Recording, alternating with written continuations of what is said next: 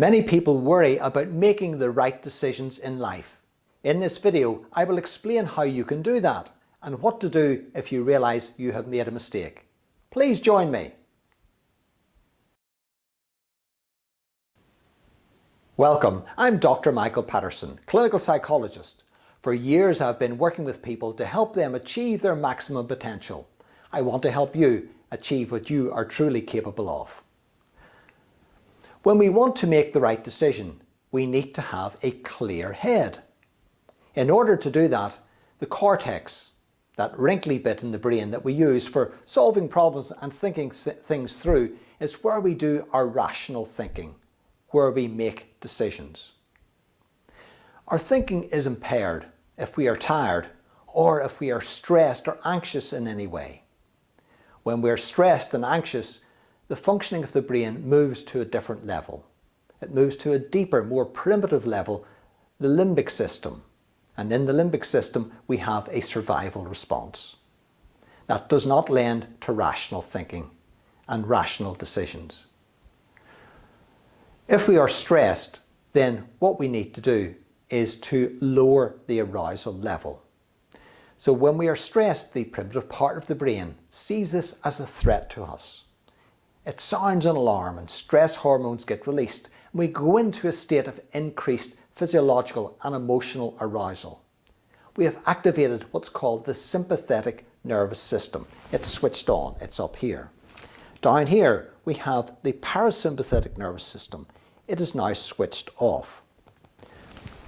I will show you some things that you can do to help activate the parasympathetic nervous system, and in so doing, then the sympathetic nervous system switches off.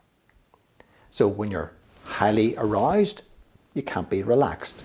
When you're relaxed, you can't be highly aroused. One is incompatible with the other. So what you can do is take control. One of the things that you might do is what's called abdominal breathing. Some people know it as diaphragmatic breathing. Others might know it as yoga breathing. But basically what it is, it's allowing the air as we breathe in through the nose to go to the stomach area.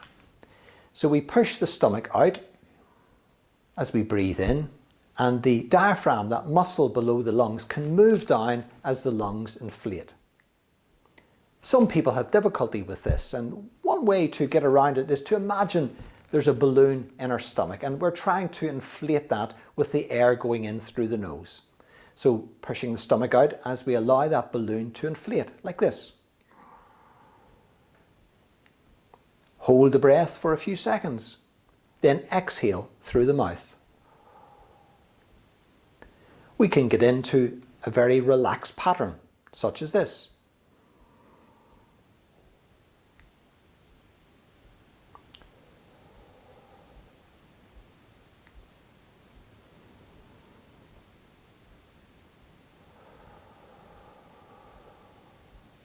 And by so doing, the arousal level comes down as we activate the parasympathetic nervous system. We could also do a meditative type technique, and I have another video on YouTube which covers that. There's a visualization of a coloured healing light going through your body. It can be very powerful. There's another exercise I've put up which is to do with body mindfulness.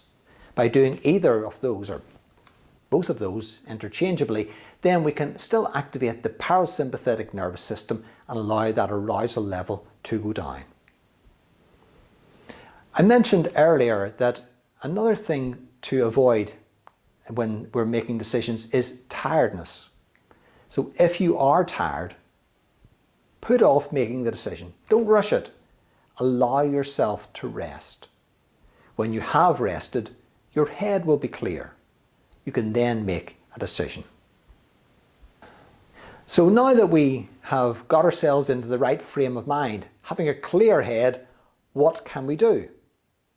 One thing to do is to write down a list, a for and against list. So one side of the page has reasons for making this particular decision. The other side of the page, reasons against. It's quite a concrete way that we can have to help us see the fors and against to get the right balance and make that informed decision. When it's on the page, it's out of our heads and it's sitting there that we can look at it objectively. And once you have made that decision, stick with it.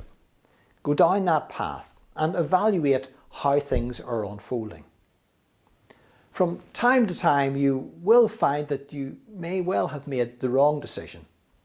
If that is the case, stop and find the right path. It's like driving a car. You come to a crossroads, you take the left fork. But after a few minutes, you realize you are on the wrong road. So what do? Do you continue on the wrong road? Or do you reverse your decision? Go back to the junction and then take the correct road. The same principle applies here. In summary, before you make a decision, make sure you have a clear head. That will allow you to think clearly and make a rational decision. If you find that you have made a wrong decision, change and make the right one then. If you enjoyed this video and it has been of some benefit to you, please subscribe free down below. I want to see you become the person that you are truly capable of. I'm Dr. Michael Paterson. I'll see you up there.